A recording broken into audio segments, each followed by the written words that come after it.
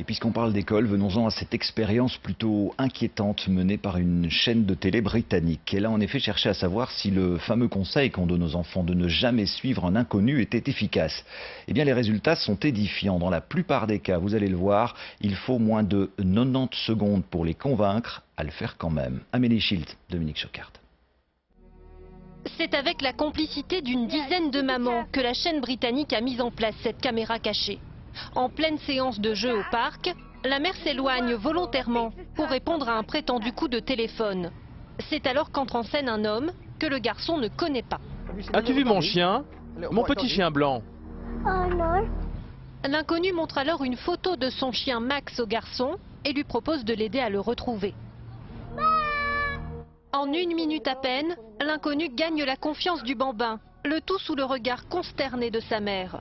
Au fil de l'expérience, 7 enfants sur 9, de tous âges, se laisseront ainsi emmener par le faux kidnappeur. Tous avaient pourtant été mis en garde par leurs parents. Surtout, ne pas suivre les inconnus. Qu'est-ce qui te fait dire qu'il cherche vraiment son chien? Il a montré la photo. Ça ne veut rien dire, il a pu tout inventer.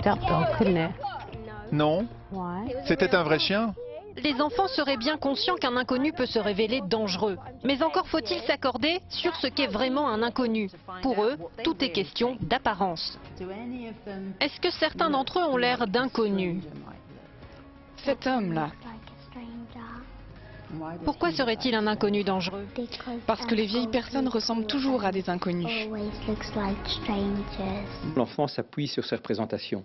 Et donc, il est clair que le grand méchant loup, eh bien, est représenté avec certains accessoires. Et donc, ça sera le méchant pourvu de dents, le monstre. Et donc, si quelqu'un d'affable, quelqu'un qui en plus est accompagné d'un animal, il est clair que l'enfant va très vite être mis en état de confiance.